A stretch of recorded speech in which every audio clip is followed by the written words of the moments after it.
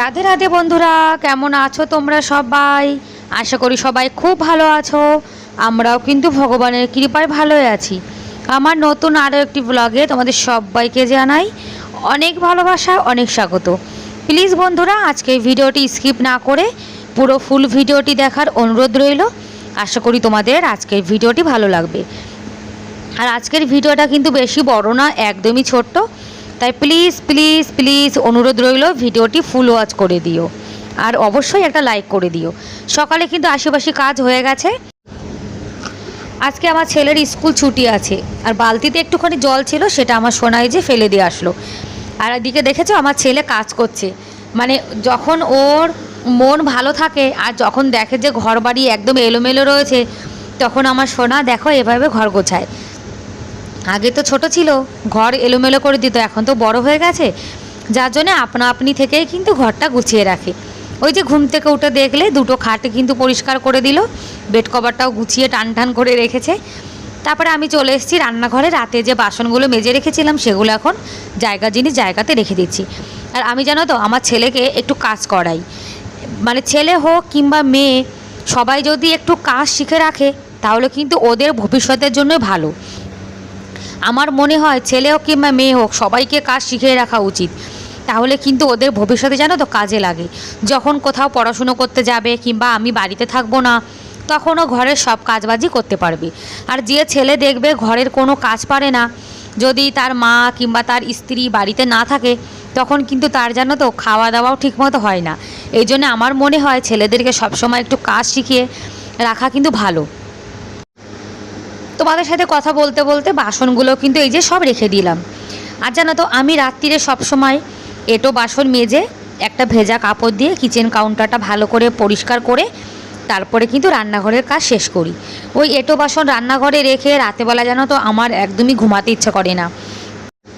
রাতের বেলায় একটু কষ্ট করে হলেও যদি এঁটো বাসনগুলো আমরা মেজে রেখে দিই আর রান্নাঘরটা মানে বিশেষ করে কিচেন কাউন্টারটা ভালো করে পরিষ্কার করে রাখা যায়, তাহলে যেন তো সকালে ঘুম থেকে উঠে যখন আমরা একটা সুন্দর পরিষ্কার পরিপাটি রান্নাঘর দেখব, তখন রান্না করতেও মন চায়। ওই সকালে উঠে চোখের সামনে এক গাদা এঁটো বাসন পড়ে থাকা, তারপরে এলোমেলো রান্নাঘর, এগুলো দেখে যেন তো কাজে একদমই এনার্জি আসে না। সেই জন্য একটু কষ্ট হলেও আমি রান্নাঘরটা সবসময় যেন তো গুছিয়ে রেখে দিই, বিশেষ করে রাতে। তাহলে সকালে আমাদের কাজটা অনেক তাড়াতাড়ি হয়ে যায়।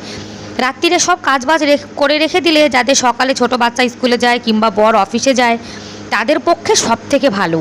সকালের কাজটা অনেক তাড়াতাড়ি হয়ে যায়, একটু দেরি করে ঘুম থেকে উঠলেও কিন্তু অসুবিধা হয় না। ভেজা কাপড় দিয়ে কিচেন কাউন্টার পরিষ্কার করে নিলাম, এই যে গ্যাস ওভেনটাও পরিষ্কার করে নিচ্ছি। ওদিকে কারেন্ট আসছিল, যার জন্য হিটারে একটু গরম জল বসিয়ে দিয়েছি। হিটারে গরম জল বসিয়ে রেখে দিলে তাহলে রান্নাটা জানো তো অনেক তাড়াতাড়ি হয়ে যায়। সকালে একটা পরোটা বানিয়ে গোপাল সোনাকে কিন্তু সেবা দেয়া হয়ে গেছে। গোপাল সোনাকে সেবা দিয়েছি, তারপরে এই যে 1 কাপ চা বানিয়ে নিচ্ছি। আর জানো তো সকালে যতক্ষণ 1 কাপ চা না খেতে পারি একদমই ভালো লাগে না।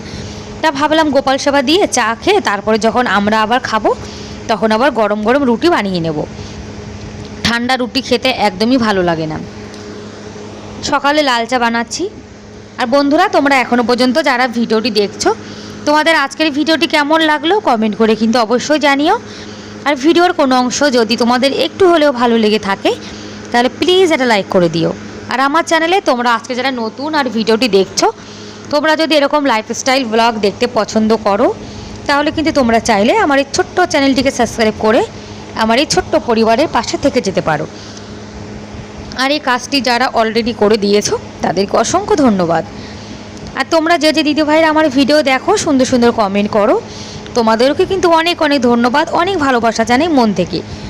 সকালে তো গোপাল সোনাকে পরোটা বানিয়ে দিয়ে ভোগ লাগিয়েছি, তারপরে এখন আমরা এই যে খাবো, এখন আবার বানিয়ে নিচ্ছি। কেননা গোপাল সোনাকে তো অনেক সকাল সকাল ভোগ লাগাই, আর অত সকালে তো আমাদের খিদে পায় না, সেই জন্য আমাদের জন্য তখন বানাইনি, এখন বানিয়ে নিচ্ছি। আজকে সকালে পরোটা বানাবো, একটু ঘুগনি বানিয়েছিলাম। তা ঘুগনির সঙ্গে জানো তো পরোটা খেতে ভীষণ ভালো লাগে, সেই জন্য আজকে পরোটা বানাচ্ছি। কি জানো তো, রোজ রোজ তো রুটি খাই, তো কখনো কখনো একটু পরোটা খেতেও কিন্তু মন চায়। আর তোমরা কারা কারা আছো যারা আমার মতো মানে পরোটা খেতে ভালোবাসো, কমেন্ট করে কিন্তু জানাতে পারো।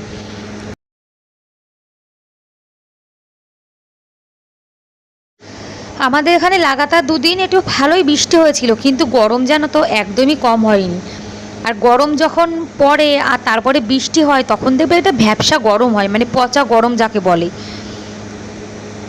পরোটা বানানো হয়ে গেছে, আর এই যে ঘুগনি, এটা দিয়েই রুটি খাবো, মানে রুটি না পরোটা। ঘুগনি দিয়ে পরোটা খেতে ভীষণ ভালো লাগে।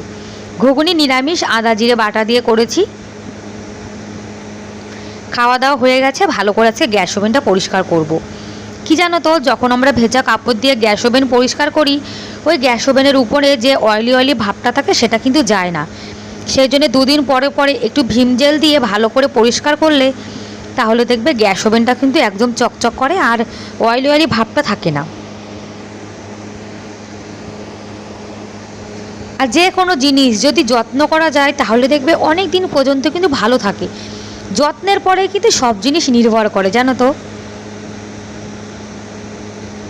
ভালো করে পরিষ্কার করে নিচ্ছি, তারপরে ভেজা কাপড় দিয়ে এই যে পরিষ্কার করে নিচ্ছে আবার একটু। এভাবে 2 দিন পরে পরে গ্যাস ওভেন পরিষ্কার করলে গ্যাস ওভেনটা একদম যেন তো নতুনের মতো চকচক করে, আর অয়েলি অয়েলি ভাবটা একদমই থাকে না। দেখো পরিষ্কার হয়ে গেছে।